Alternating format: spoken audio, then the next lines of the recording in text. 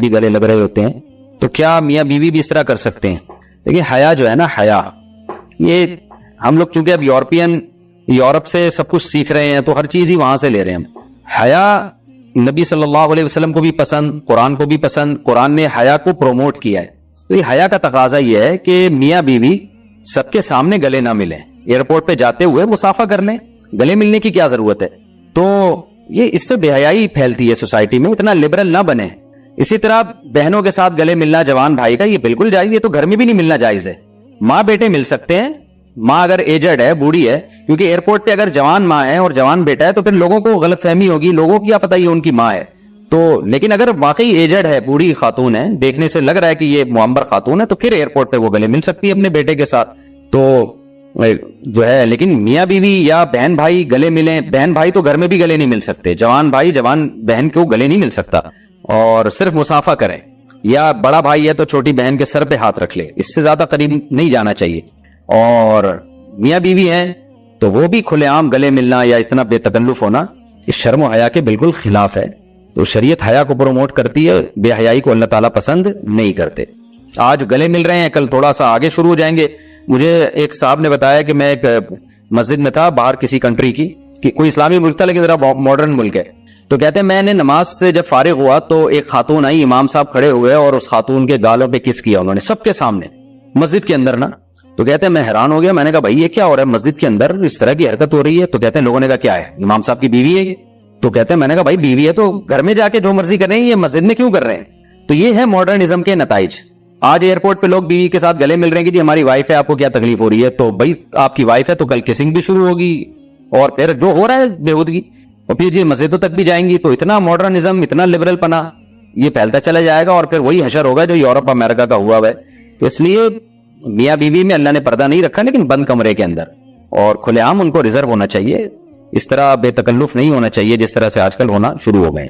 اسی طرح خواتین بھی گلے مل رہی ہیں آج کل مردوں کے سامنے ایک دوسرے سے، بہت یہ بھی غلط ہے. تو مردوں کے سامنے بے شک خواتین آپس میں مل رہی ہیں، لیکن مردوں کی موجودگی میں یہ حرکت کرنا بہت بڑی بے حیائی ہے اور حیا کے بالکل خلاف ہے. تو نارملی عورت کے سامنے ایک دوسرے سے گلے ملے تو وہ فی نفسی تو ایک جائز عمل ہے. لیکن دیکھیں یہ زمانہ فتنوں کا ہے، یہ زمانہ جو ہے بے حیائی کا زمانہ ہے. اس میں جتنا باڈی کا دوسرے سے ڈسٹینس رکھے اتنا ہی اچھا ہے. ایک دوسرے کے ساتھ اپنے جسم کو اس طرح ملانا، بے تکلفی کرنا، یہ فتنوں کا دور ہے. اس میں ہومو سیکسولیٹی بھی آج کل بہت پھیل رہی ہے. تو میں یہ نہیں کہہ رہا کہ جو گلے مل رہے ہیں وہ غلط ہیں، لیکن اسلام چاہتا ہے کہ برائی کے جو اسباب ہیں نا ان کو بھی ختم کیا جائے.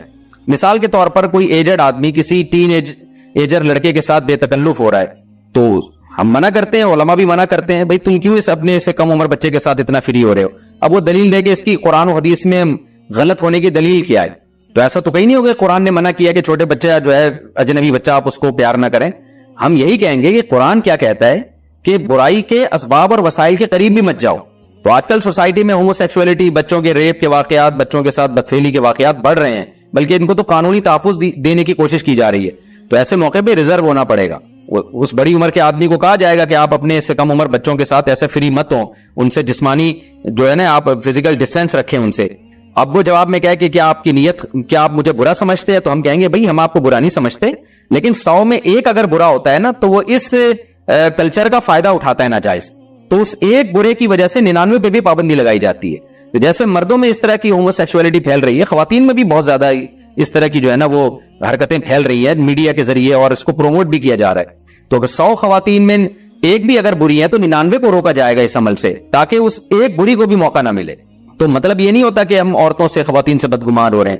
تو اس طرح جوان عورت کو جوان عورت سے بھی اپنا جسم کا فاصلہ رکھنا چاہیے. صرف مصافحہ کریں، گلے ملنا ہے تو گردن سے گردن ملانا، وہ بھی کبھی کبھار جیسے عید پہ ہوتا ہے یا کوئی بہت ہی خاص موقع پہ گلے ملا جاتا ہے، لیکن نارملی باڈی کو باڈی سے دور رکھنا چاہیے. اور یہ ویسے بھی برا لگتا ہے کہ کسی کے ساتھ، ہمیں یاد ہے کہ بچپن میں جب گلے ملتے تھے نا، ایسے بعض لوگ ایسے ایک دوسرے سے چپکتے ہیں جیسے پتہ نہیں کوئی ایلفی سے ان کو چپکا دیا کسی نے. ان کی نیتیں بری نہیں ہے، لیکن یہ عمل دیکھنے میں کتنا گندا لگتا ہے، کتنا برا عمل لگتا ہے.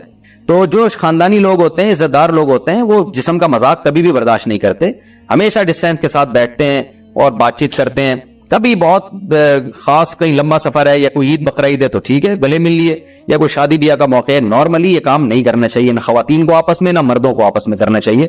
اور مرد اور عورت کا یا میاں بیوی کا سب کے سامنے ملاپ اس طریقے سے، یہ تو بہت ہی برا عمل ہے۔ گھر میں ہم علیحدہ رہتے ہیں، بچوں کے علاوہ کسی غیر مرد کا آنا جانا نہیں ہے، تو میں یا میری بیٹی پینٹ یا ٹائٹس پہن کر رہ سکتے ہیں اور اس حالت میں نماز پڑھ سکتے ہیں، جبکہ میرے شوہر کو ایسے کپڑے پہننا پسند ہے، البتہ باہر جاتے ہوئے نقاب کرتی ہوں۔ دیکھیے، مسلمان عورت کا ہمیشہ سے جو لباس رہا ہے نا، وہ ڈھیلے ڈھالے کپڑے رہا ہے۔ یہ جو ٹائٹس وغیرہ ہماری خواتین نے پہننا شروع کی ہیں، یہ ویسٹرن کلچر ہے، غیر مسلموں کا ڈریس ہے۔ ان کے ہاں مذہبی پابندیاں نہیں ہوتی، آزاد ہوتے ہیں، بلکہ خود ڈریس کے معاملے میں ہی وہ آزاد ہیں کہ پہنے یا ادھورے لباس پہنے، ان کی مرضی ہے۔ تو مسلمانوں کا جو کلچر ہمیشہ سے رہا ہے وہ ڈھیلے ڈھالے کپڑے، خاص طور پر عورت کے بارے میں تو بہت زیادہ حیا کی تعلیم ہے اسلام میں۔ تو اس لیے وہ ڈریسنگ جو مغربی دنیا سے آ رہی ہے، ہماری مسلمان عورت کو اس سے اجتناب کرنا چاہیے۔